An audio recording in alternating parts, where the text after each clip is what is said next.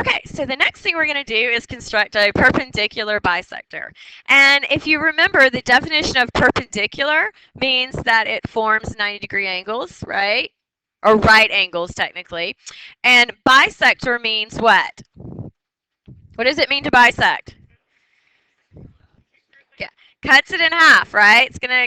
Okay, so we're gonna construct a perpendicular bisector. So the first thing I have to start with is the line or line segment that I would like to bisect. So here we go.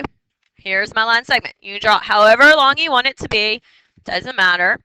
And I'm going to give it endpoints, and I'm going to call the endpoints X and Y because I'm that original, right? X and Y.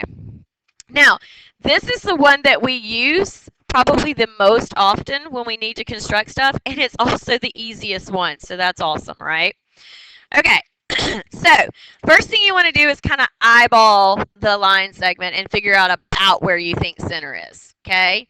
Because when I fix my compass, I need it to be more than halfway. So that's why you kind of have to know where halfway is, because it doesn't work if you don't get it more than halfway. So what I'm going to do is I'm going to grab my compass, and I am going to start with the pointy end on X, okay?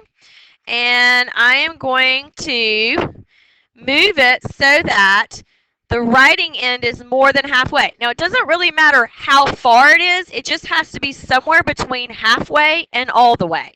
If you go all the way, you're not going to get the intersection that you want, which you'll see in a second. And if you don't go halfway, then it doesn't intersect at all. Okay? So more than halfway, less than all the way. Have we found that point? Perfect. Okay. So now I'm going to do my arc, right? Now here's the thing. This arc, you want it to be pretty long because I need it to intersect the opposite arc, okay? So don't do a teeny baby arc. Do a full-on arc for this one, yeah? Now, tighten up that compass because we don't want that measurement that we have to change at all. We want to keep it just like it is. Yeah? All right. So once we've done that, now I'm going to take my compass and I'm going to move it so that the pointy end is now on Y. Yeah?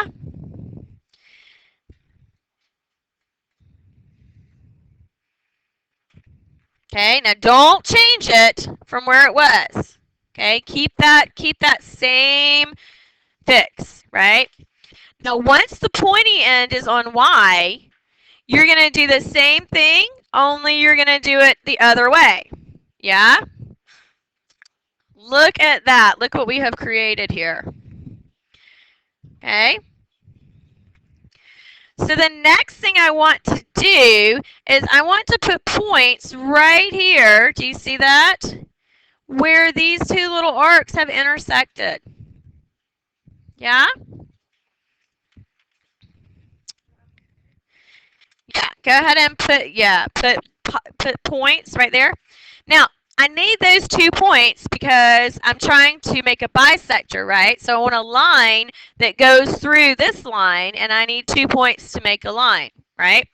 So what I want to do next is I want to get a line, and I'm going to start at this top point, and I'm going to go straight through the bottom point, okay?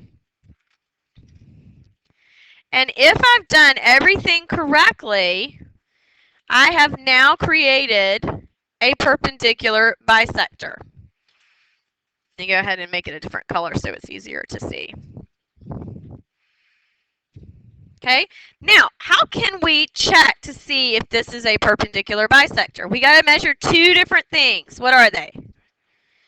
Yeah, the first thing we'll have to do to check is measure for 90-degree angles. So we want to use a protractor, right, to measure angles.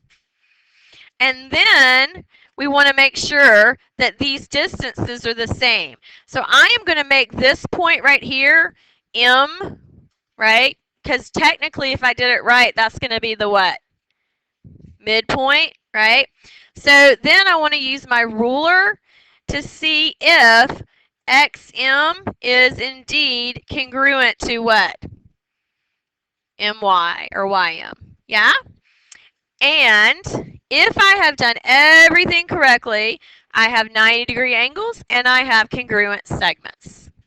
Okay?